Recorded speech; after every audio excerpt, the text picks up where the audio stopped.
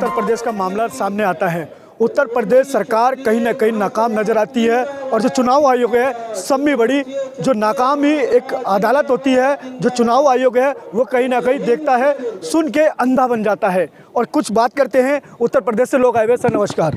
जी बहुत बहुत नमस्कार पत्रकार महोदय, आपका स्वागत है। पहला नंबर तो मैं आपसे एक सवाल लेना चाहूँगा, जो देखा जा रहा उत्तर प्रदेश में चुनाव आयोग नींद के अंदर सो रहा है, क्यों नहीं जागा? आपने इतना अच्छा सवाल किया है, ये सवाल बहुत कम लोग करते हैं। पत्रकार बंधु भी देखो, बुरा मत मानना, और बुरा मान जाओ तो मुझ पर कोई फ़र्क नहीं पड़ने वाला। मैं साफ और बेबाक बोलता हूँ कि उत्तर प्रदेश चुनाव आयोग पूरी तरह से मूक बना बैठा है।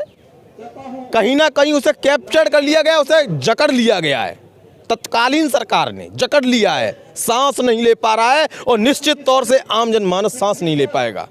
ये आपके सवाल का जवाब है।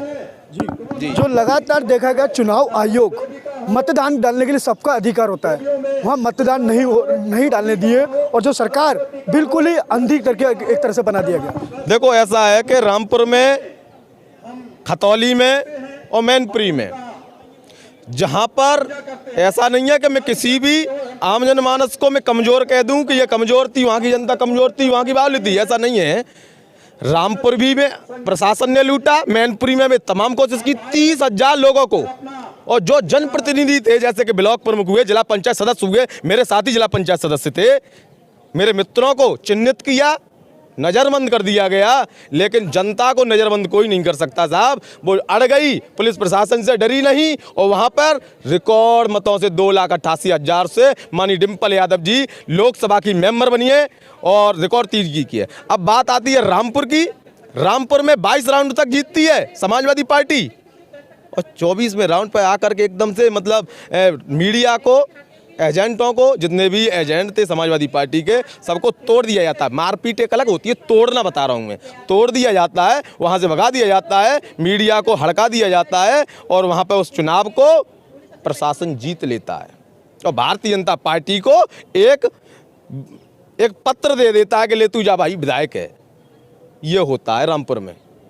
तो इतनी सरेआम गुंडागर्दी चलती है वहाँ उत्तर प्रदेश में पूरे में ही भारतीय जनता पार्टी का काम ही है ये कि गुंडागर्दी, लेकिन उसको किस प्रकार से करनी है वो अपने तरीके उसके अलग अलग हैं।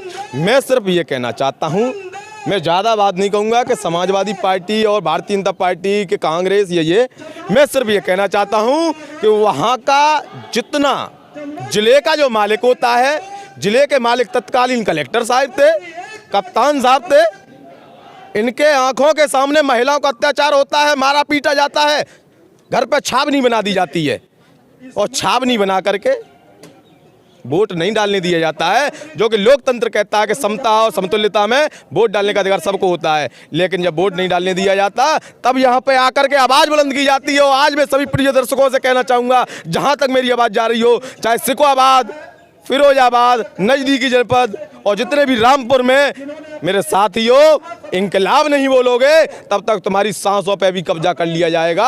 आप लोग एक साथ दो, एक आवाज़ दो, और मैं यहाँ पे एक आवाज़ दूँ, आप हजारों आवाज़ें बन जाओ। ये देखा जाएगा, और कहीं ना कहीं तस्वीरें जी देखा जा रहा है, जिस तरह की तस्वीरें दिखाएंगे हम, तस्वीरों के अंदर किस तरह से आप देख सकते हो कैसे जख्मी कर रखा है यहाँ लोगों को, और जिन एक बुजुर्ग भी है उनके हाथ में भी फ्रैक्चर हुआ है। जो तस्वीरें आप दिखाई है और देखे, तस्वीरों से हैरान होने वाली बातें हैं। कहीं जो लगता है उत्तर प्रदेश में धांधलीबाजी कितनी तरह से चलती है। कैमरा अंकित के साथ दीपक कुमार, दिल्ली।